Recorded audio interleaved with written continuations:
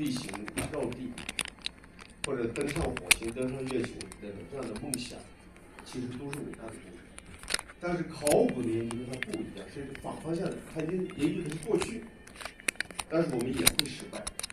但是在这个失败的过程当中啊，我觉得大家可以来跟我一起，今天哈，咱们在这个地方，我们分享一下我们失败的过程。这个里头涉及到各种各样的原理，各种各样的思想。但是呢，当我说失败的时候，可能有一部分朋友会觉得很失望。我还以为你讲一个激动人心的发现呢，原来你要讲失败。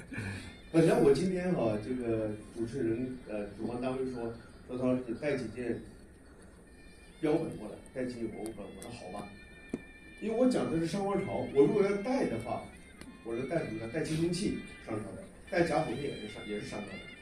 其实我很想带块土过来，因为我这个研究主要涉及的是土，看到没有？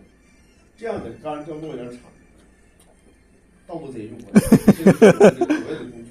一铲子打下去，我们就能够看得到地底下大家埋过什么，这是我们的工具。我确实准备了一块土，后来我走的时候，我想这块土也没啥意思。这很难看明白，对吧？我确实有块土，很硬，是我从河南带过来的。我想这块土里头有很多很重要的信息，我们也在研究。其实也没有做最后的结论。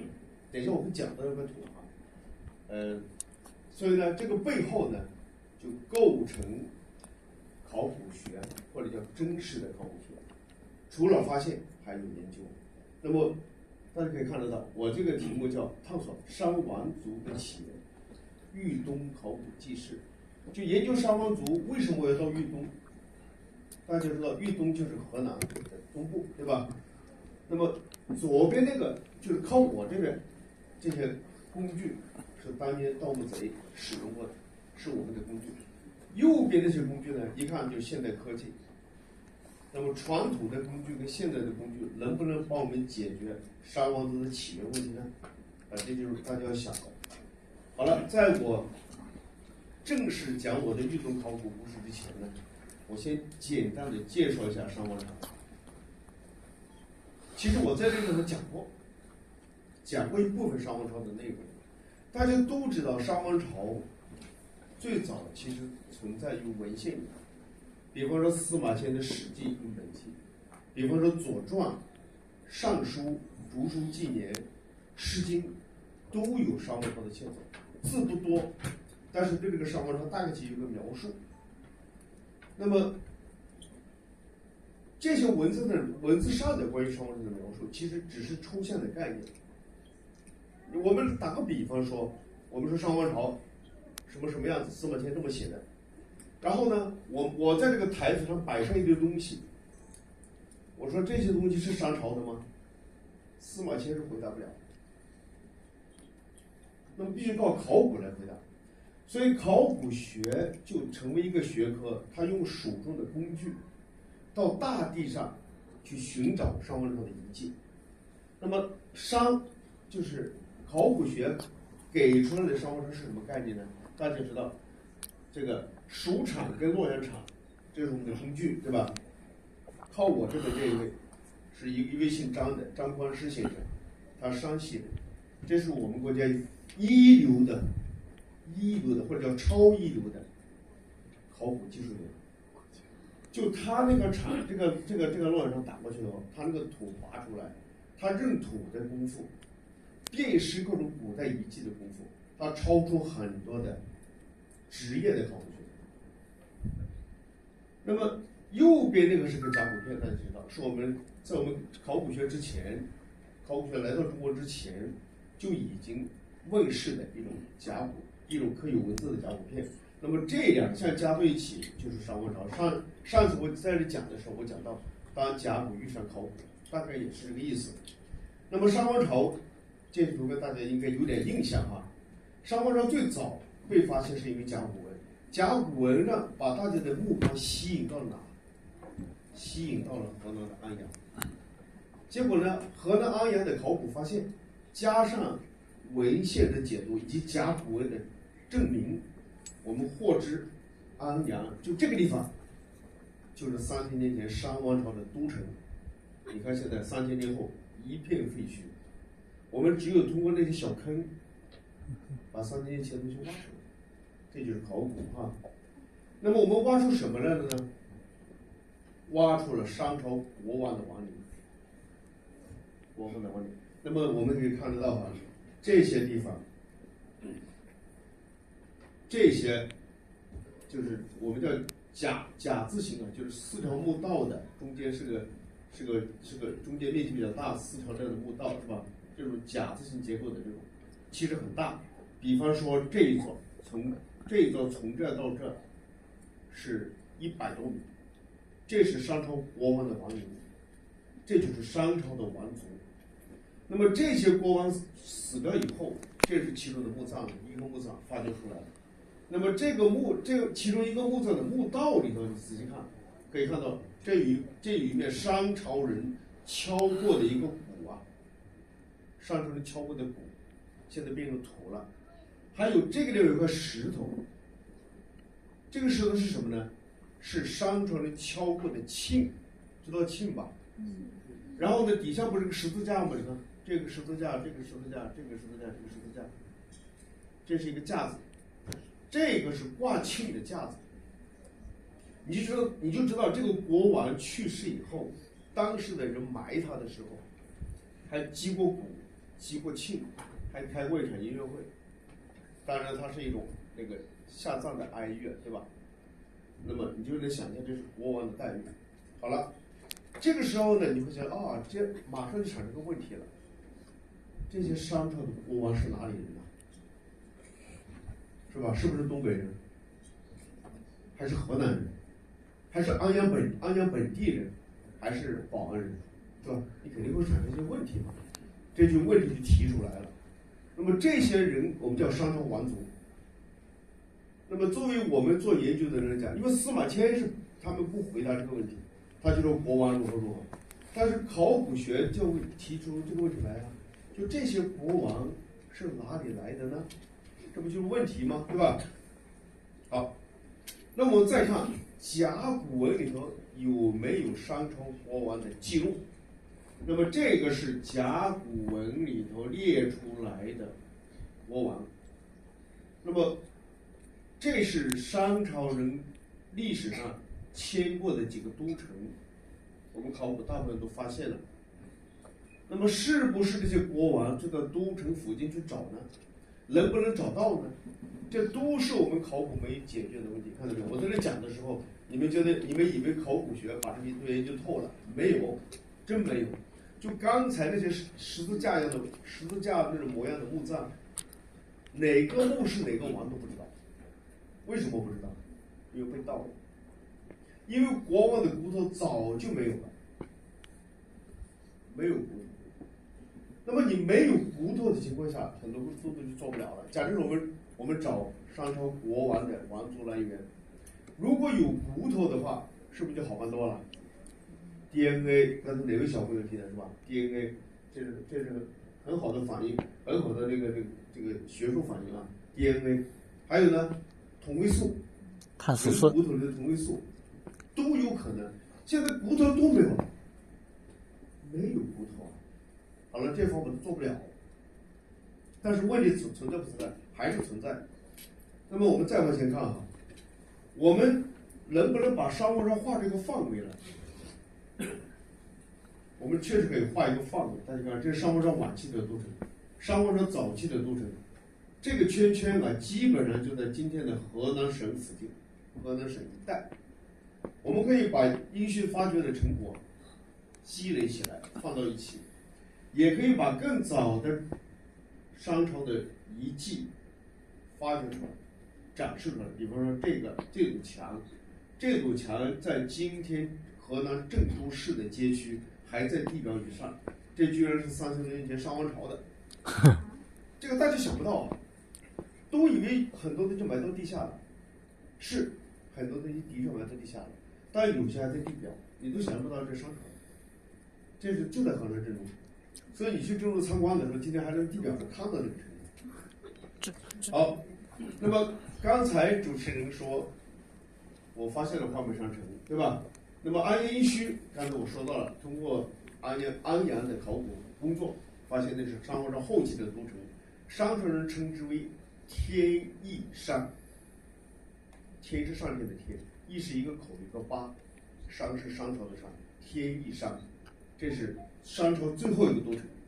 那么通过考古发现呢，商朝最早的都城叫郑州商城，就刚才我说的那个，但是这并不构成商王朝的完整的历史。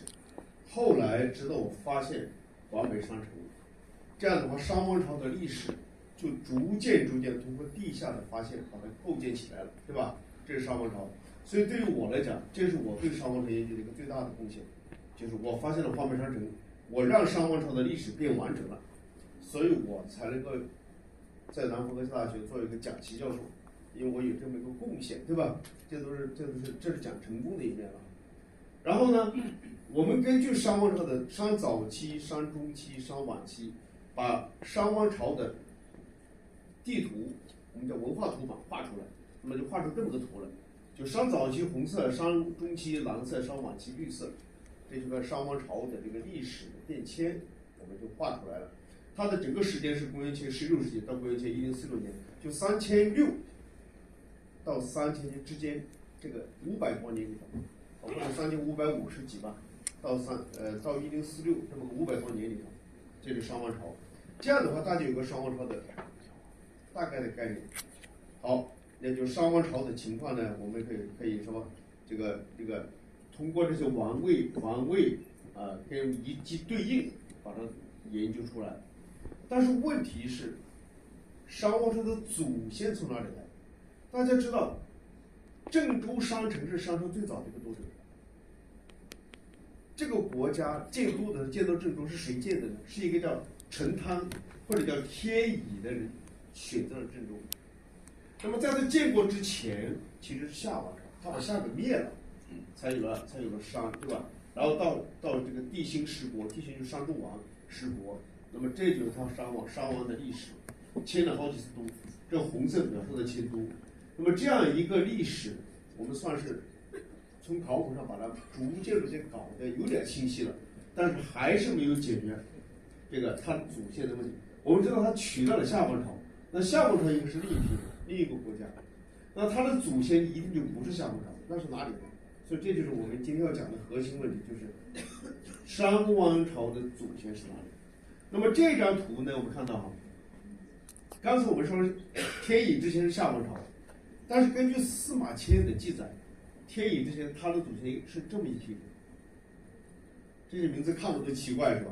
包云、包乙啊，贾谊、昭明、相土、昌洛是吧？曹虞、明郑、上甲、鲍乙、鲍比、鲍丁、贾谊、韦利，听起来像圣人圣鬼，就是很奇怪的一些名字。这就是商王朝的祖先，这些祖先是被甲骨文记录的。甲乙丙丁，甲骨文是有这些记录的。那么这一群人生活在哪里？这就是我们今天讲的核心的问题。大家你们可以设身处地，假定你们是我，你们怎么解决这个问题？就是找这些人。当然，最好的办法是穿越，是吧？咱也变成鬼，去里面走一圈，是吧？这是开玩笑嘛？但是呢，说实话，商王朝出土的人面具，这是其中一个。这个人面具你看了，它有大鼻头、高颧骨，对吧？那么当然，最近我做了一个数字人叫富豪，他们有点像吧？有一点像是吧？从这个就是艺术的角度，其实他们是很像的啊，是很像的。好，那么这样子的话呢，就是如果这些人是商朝人自己做的，他确实是自己做的这样青铜面具了，所以说商朝的人一定跟他样子有点像的，对吧？他不是这一粒啊，好几十粒啊，各种各样的陶的、玉的、石头的，还有青铜的，大概都有大鼻头，大概都有高颧骨，所以商朝的人大概其面貌方向是了解的，但是他的祖先在哪里，还是这个问题，叫王族起源问题。好，所以我们今天就讲王府启源的这个考古学的探索。最早的话呢，提出这个问题呢，是一批殷墟发掘的前驱。当他们发掘殷墟之后，他们就获得了像这样的人骨头，这是人骨头。那么你想想，手里有人骨头，就会想，这些人活着的时候会长什么样？会想这个问题吧？对吧？然后呢，于是呢，这些人骨头就被当成宝贵的标本，就去做研究去了。结果，由于这些人很可能是甲骨文的这个使用者，所以他跟甲骨文有关，所以一下就引起了很多人注意。这帮人不是用甲骨的人吗？如果这样的话，老外也感兴趣。所以当年的发掘者就把这些人骨头作为数据，就做了很多测量。大家知道，你们可以摸摸自己的脑袋，摸摸自己的脑袋，就是咱们这样的人脑袋哈，你看啊，就是前后是长的嘛，左右窄一点嘛，然后每个人的头型不一样，这是我们每个人都不一样。但是，如果我们把所有的脑袋长、宽、眉骨什么全给测出来，变成数字的话，这个时候我们会聚类的。我举个例子来说，如果突然来了20个老外坐在那种，来了20个欧洲人坐在那种，然后我们来一个人，把每个人的脑袋给测量一下，把它变成数字，你信不信？这个数字一定会聚类，也就是说咱们这帮人会成为一组，那么欧洲人会聚成另一组，这就是人头骨变成数字以后，它会聚类。好了。那么以这个为基础的话呢，就是这些人骨头就可以做测量，做了测量以后就可以做研究。结果呢，早年的时候，这一批人骨头测量数据一送出去，当时做分析，其实说实话，现在看起来很简单，我估计在座的都会，其实就是高中的统计，高中都学过一些简单的统计嘛，都比较基础的知识了，做一些统计学就能看出来，这些人。这个数字，它的聚类就是各种所谓的这个参数或者指标都有自己的特色。结果呢，这个当年的发掘主持人叫李济，李济就把这些测量数据就送到美国哈佛大学。哈佛大学有几个教授，啪一整理，最后得出一个让人笑掉大牙的这么个结论。说啊，这个甲骨文不是那个安阳殷墟，就是使用甲骨文那批人是杂种，混血，既有混血，也有混血，就既有欧洲人，也有亚洲人，蒙古人种，还有非洲人，甚至还有什么波利尼西亚人，这一下乱套了。所以如果这样来的话，那就说我们甲骨文的主人那就是杂种了。对吧？那么这个结论呢？这个结论一直持续了很长时间，因为哈佛大学掌握着科学的话语权了，对不对？那么这个结论影响特别大。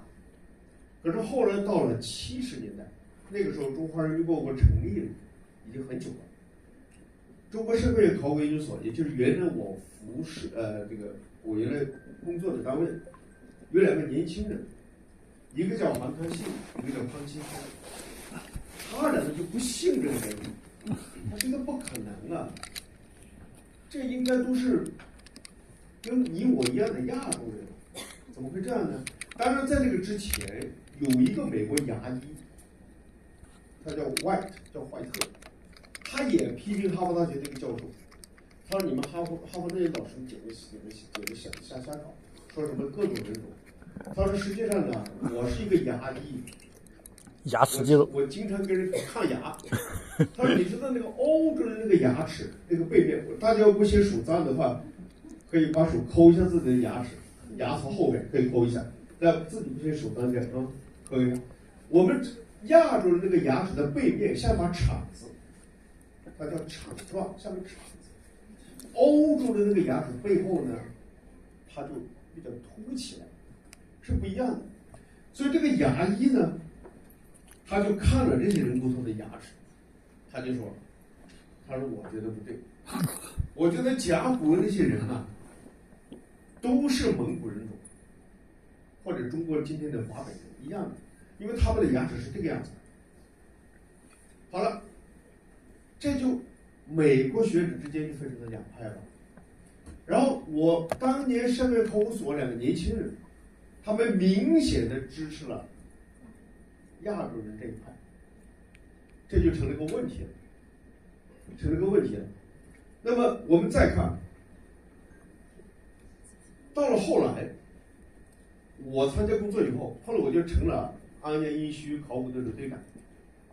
刚才我讲到了，安阳殷墟是叫大义山，是商朝人的都城。那么安阳殷墟随时可以发掘出这样的骨头来，对吧？所以我的话呢，也去关注那些人的牙齿，关注这些的测量数据。那么甚至我把韩康信先生请到我的考古工地，我跟他一起蹲到墓坑里，挖掘个人头，然后就一块块的摸那些骨头啊，这个牙齿摸一下看一下，我们都觉得是蒙古人，所以就一下就把哈佛大学那个教授那些观点给他颠覆掉了，觉得哈佛那些教授肯定是胡说的。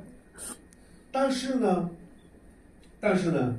就是这种观点出来以后，我们写了一些文章，像那个《中国考古学下传卷》里边那个人种部分就是我执笔的，我就谈论了这些问题，就是说这些人种是蒙古人种东亚类型。刚才说到我这本小书叫《殷墟一个完整的背影》，我也说到了这个蒙古人种东亚类型的事儿。但是呢，这个刚才那种通过人骨头的研究叫体质人类学研究。体质人类学研究是把商朝的人种定位为蒙古人种东亚类型，但是因为王族的骨头不是没有吗？我并不知道王族哪里来的，这是两码事儿。不过呢，后来我就又做了另一个工作。你们看我为什么我会放这个人像和这个人头？为什么放这个人头？你们最直观了，这个人是不是大鼻头高颧骨？这个是不是大鼻头高颧骨？你觉得他们跟川普长得像吗？他不像，对不对？他一看就是亚洲人种吗？这些人种的形象最应该反映当时人种的形象，对不对？所以这就证明了人骨头的，就是这个牙医的这个判断。就是商朝的人其实就是这类的人，就能证明了吧？是不是？好，那么这些人种、这些人像、这些人骨头，其实都把商朝的人圈定在蒙古人种东亚类型这个范围里头。但是大家想一想，王族的骨头没有。即便你把它圈在中国的华北地区，华北地区那么大，你还不知道在哪里，对不对？所以这个问题虽然把范围压缩了、缩小了，但是不是还没有解决？还是没解决吧？这个时候呢，我们考古又有一个办法，就梳理文献。梳理文献呢，所以我们考古经常是读这个古书啊，把书拿出来读啊。你看，这是《史记》里头提到“谢封于商”4个字。谢，你还记不记得我说甲骨文那个祖先叫谢，还记得吧？第一个那句谢吧。如果谢封于商的话，那谢可不就是商朝的祖先吗？他封于商，如果我们知道商在哪里，不就能找到王族的起源了吗？是这道理吧？是。当然前提是这个记载没有撒谎，对吧？然后我们再看《左传》，《左传》里头有一句话叫“后帝不葬，迁俄伯于商丘”，又是商丘。主成商人世因，不成为商心。这句话不太好懂，这句话要有天文学知识才能懂。要是不懂天文，很不容易懂。所以你们觉得好像读古书很容易，其实不容易。这个里头，你看啊，迁俄伯于山丘，主晨。这个晨就是早晨啊。早晨的时候，我不知道大家有没有这种习惯哈？我是自己有这种习惯，我特别喜欢早晨这个4、5点钟起来，有事没事看看天空。这个时候你看到启明星，你们知道启明星吧？启明星特别白哈，就是太白金星啊，特别白，特别亮。然后你去看1个小时，你看一眼没有用，你得看1个小时。早晨起来，天空干净的时候，你看1个小时就可以看东方有个星星特别白升起，然后这个星星绝对会在动得特别快，哇就过来。当然不像我这么挥手这么快，你看1小时看着它在动。启明星升起，这叫启明星。这个星星它会走一个轨迹，到了下午的时候变成长庚星西沉了，这个就是启明星主晨。然后呢，东方这个启明星是个行星啊，这不是个行星吧？但是行星背后那不动的星叫什么？叫恒星。恒星里头有一组叫山星，叫山。好了。那么也就是说，俄国被认为是就是也认为是这个祖先呐，商朝的祖先啊，迁到山丘主城，也就是在东部，那么东部在哪？离山星比较近。你知道古人这个地理知识，这个天文是相对应的。这个有点难啊，我可把大家当我同事啊。现在在我眼里，你们都是考古学家，所以我讲的比较难，你们愿不愿意挑战一下？是吧？咱试一下嘛。有点难哦。那么这样的话呢，就是说，如果写这句话的人，他是在中原地区，那这个山星作为恒星在东部，甲康底方星尾记的星宿。这个比较难哈，有3颗星，其中一颗叫山，或者叫大火星。那么也就是说，如果是商朝的王族是在维系记载不误的话，那就在东方，在东部。这是一句话吧。我们再看这一句话，《左传》襄公9年又写了一句：陶唐氏之火正俄伯，居山丘。4大火，这个大火千万别以为是着火了啊！这个是指的就是刚才我说的山星里头的一颗叫大火星，这个就是一颗。而火既食焉，象土应之，故山主大火。你看，如果你要懂得天文学，读懂这句话以后，又知道商朝的祖先在东部，这个结论就得出来了。这个也是。左传昭公17年，大成之虚也。所有这些文献都把商王朝记录为东边。那么这是我找的其他的一些商朝人的形象，你看见没有？当然都跟欧洲人没有关系。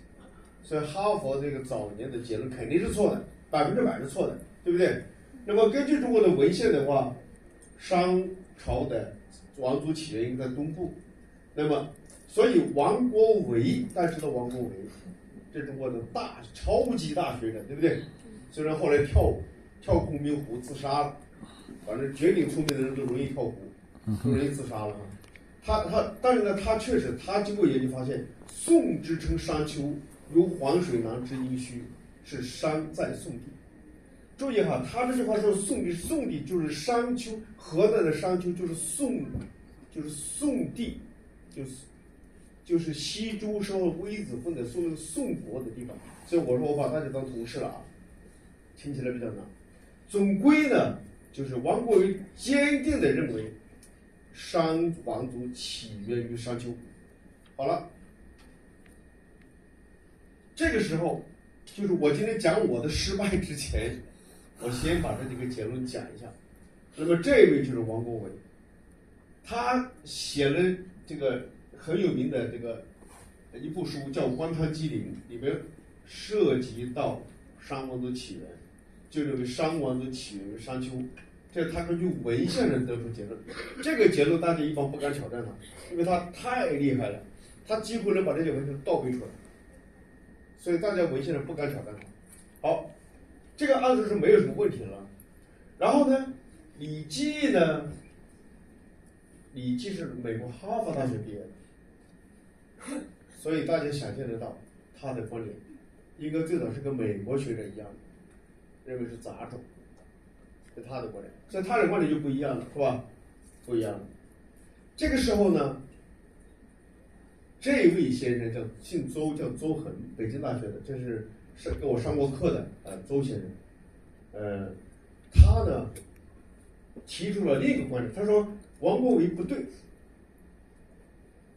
李济当然更不对，这不可能是对的嘛？就是认为是这个很多欧洲人、非洲人都来，怎么可能？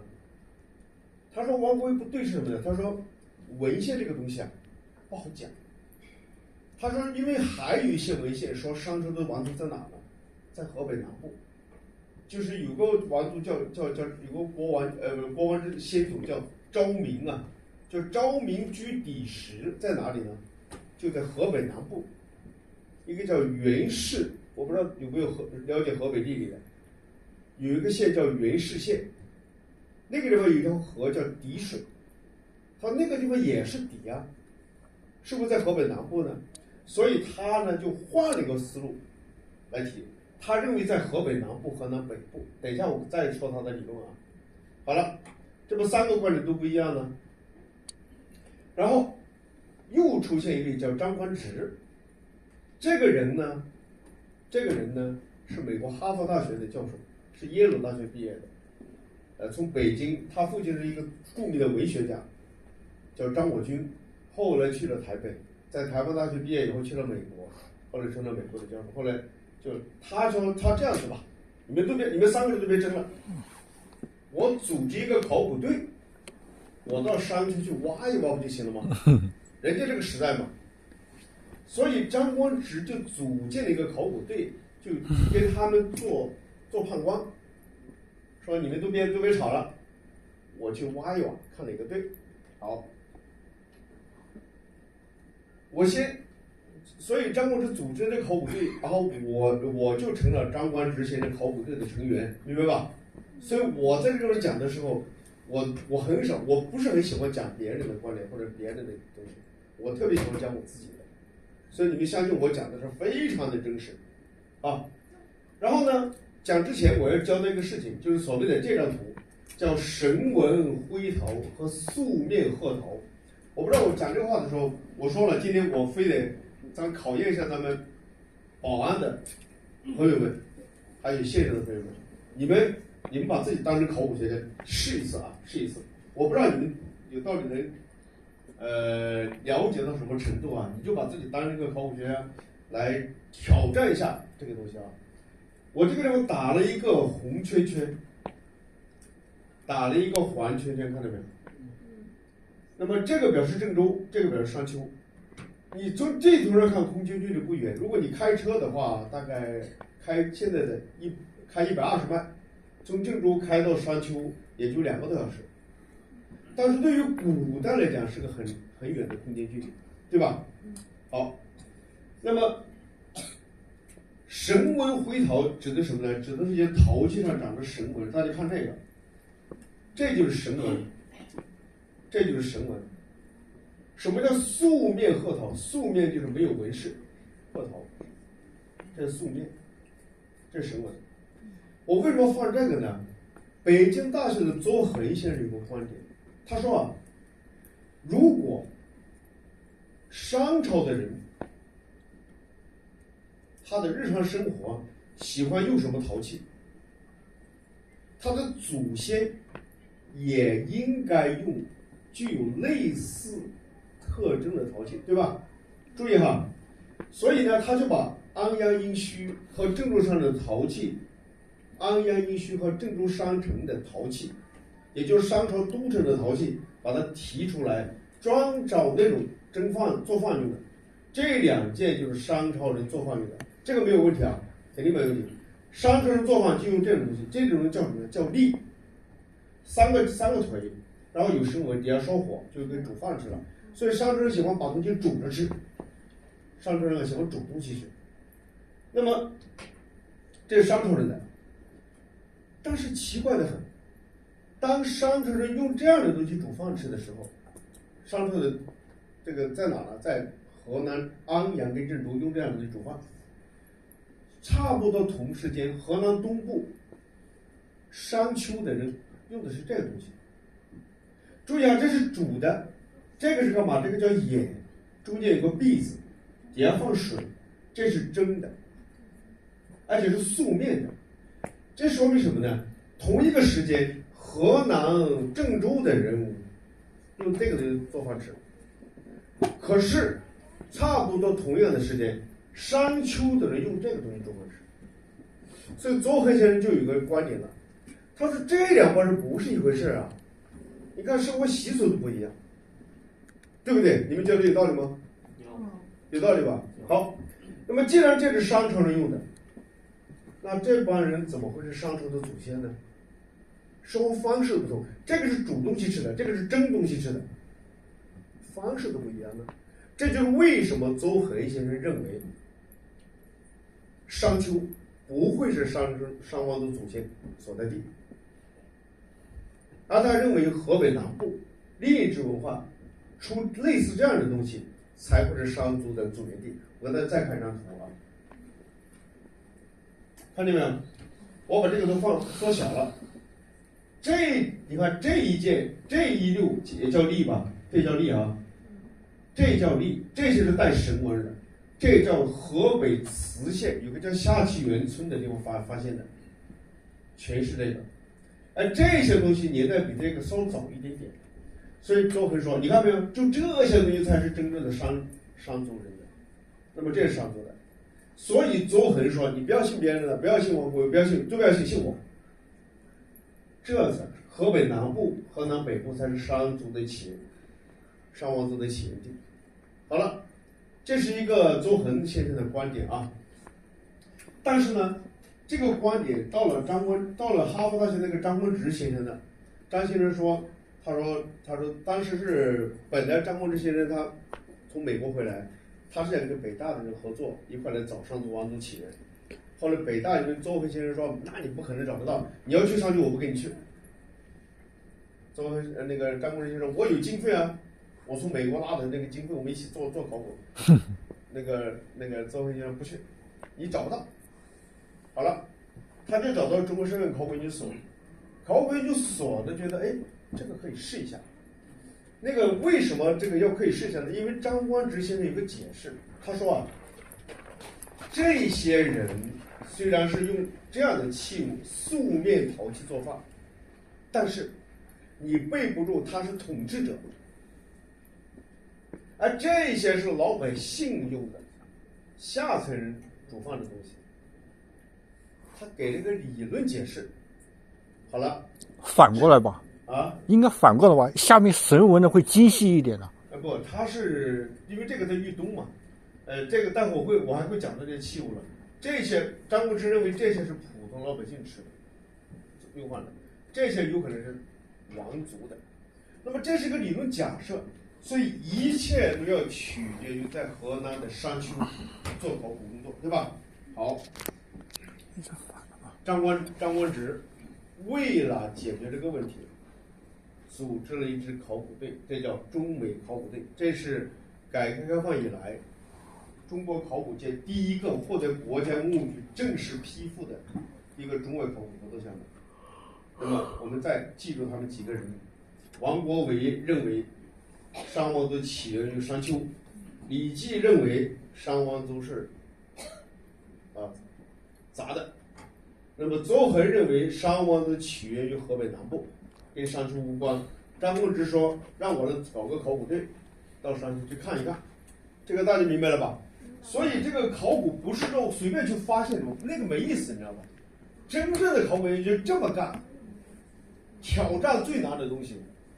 所以我说在宝安，因为我们讲这个文明工程，就要讲这种前沿的东西，对吧？大家知道考古是怎么干的？考古不是盗墓贼，他要解决科学问题。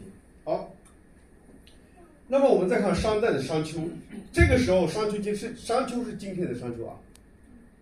这个时候大家把时间概念换一下，换回到3000年前，商代的商丘，我们看看啊。好，我在讲我的内容之前，我大概去回顾一下这个过程。所以我说往事犹在眼前呢。找到我了吗？右边。那个时候还年轻得很哈。啊，这个里头，这是张梦直先生，刚才看了他这个照片了吧？这是 Ray Bradbury， 是一个美国的董事教授。这是张昌寿先生，吴文先生。后边这个是现在美国科学院院士罗泰。这是 David Cohen， 这是那个 Moreton， 这是那个 Sis， 这都是美国哈佛大学的这个毕业生。然后这是台湾来的，这是从美国回来的，反正就是这个里头就是当时这个考古队的一个合影。这是正儿八经的一个科研活动。这个大家是不是觉得考古就活生生的？反正都是活的嘛，是吧？然后呢，这是当年的一些工作场景。大家看那个时候的考古多混乱，就是我们拿着设备去，一帮乌泱乌泱的人就围过来。然后这是这个张春树先生的考古，好，大家看张观直先生，张观直先生，这是张观直先生提给我的一幅字。为什么我说往事犹在眼前呢？他当时写了这句话给到我，他就是说作为一个长者吧，对考古学的一个期望。技术过境，黄花细弱。大家看这个，是不是很感慨呀？你知道张国之先生当年组织这个项目的时候，已经患了严重的帕金森氏，所以他在工地都这样，是这样，真的是。所以你看，一个老学者，他抓住问题，他就想挑战最难啃的骨头，在这。这是张昌树先生对他的一个描述回忆，我把它放在这，真的是很感动。1997年10月14日，张国之到北京，这次他的健康状况大不如前，完全要由轮椅代步。张国之原定随同发掘队一起去商丘，迎新前一日又因病滞留北京。但我们到了商丘后，张国之执意要来工地，10月22号到商丘，23号下午张国之到了工地，然后到了什么。我想这就是他20年来一定要在中国做考古的工作的追求。就是你看一个搞考古的一个，我也可以叫搞科学的一个工作者，如此的执着。然后这个是25日晚，张光直访京，我送他上了火车包厢，相拥惜别。心里又想，我心里想，像他这样的身体，怕是再也不能来工作了。却不料，这就是我和张光直最后的一次见面，回去去世了。所以我说，往事犹在眼前，大家千万不要觉得考古就是风光，挖了什么一嗨，对吧？不是那样的，这才是真正的考古。好，我们再看张长寿，这是张光直，这是张长寿先生，这是高天雄。张长寿先生也是个考古学家。张长寿先生就是特别的严肃，特别的就是做事有板有眼。就是我为什么标了个青铜器的故事呢？这个故事我也记得很清楚。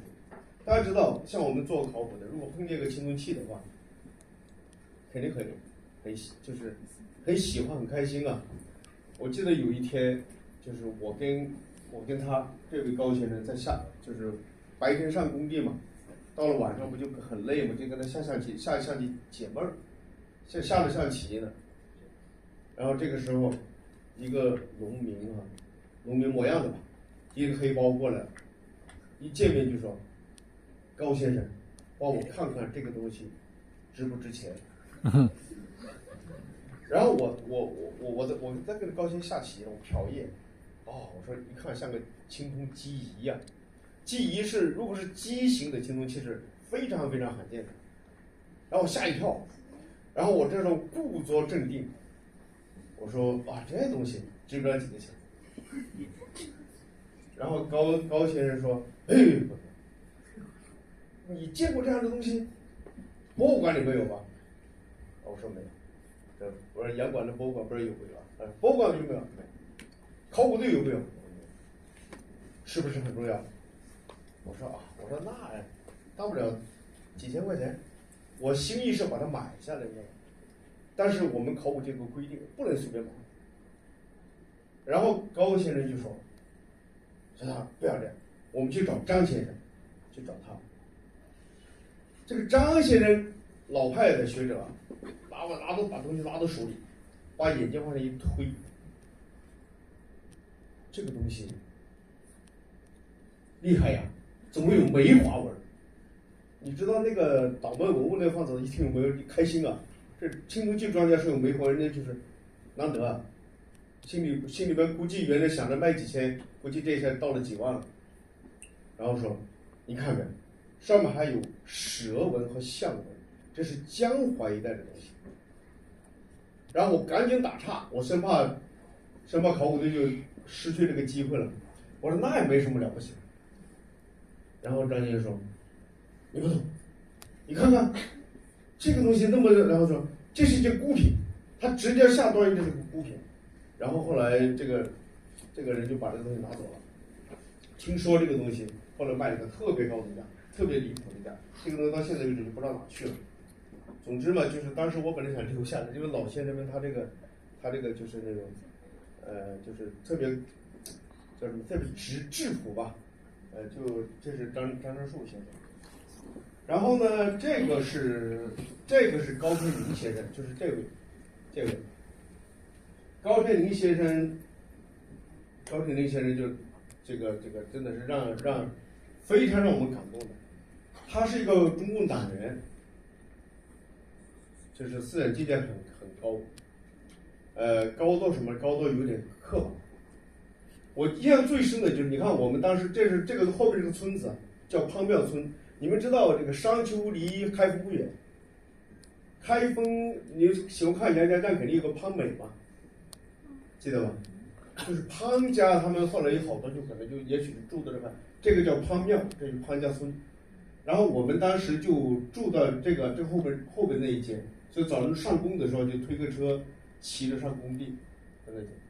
然后呢，这个我们在这发生很多的事情，就是高司令你看亲自蹲车，每天自己第一个上工，最后下工，绝对身体力行，那个太厉害了。做了很多让我感觉匪夷所思的事情。什么叫匪夷所思呢？就是真的是让我也很感动。3月14号，94年3月14号，我跟他一起去河南商丘，然后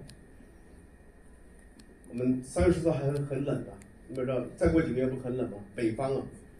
然后我到了那个河南商丘以后，我们就住这个房子，这个村里的租完房子以后，然后发现老乡家就没有被子，连席子都没有，就木板床。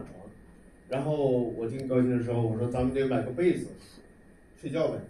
然后就叫个董师傅开着车去买被子。到了商丘的那个百货商场，然后我就要买被子。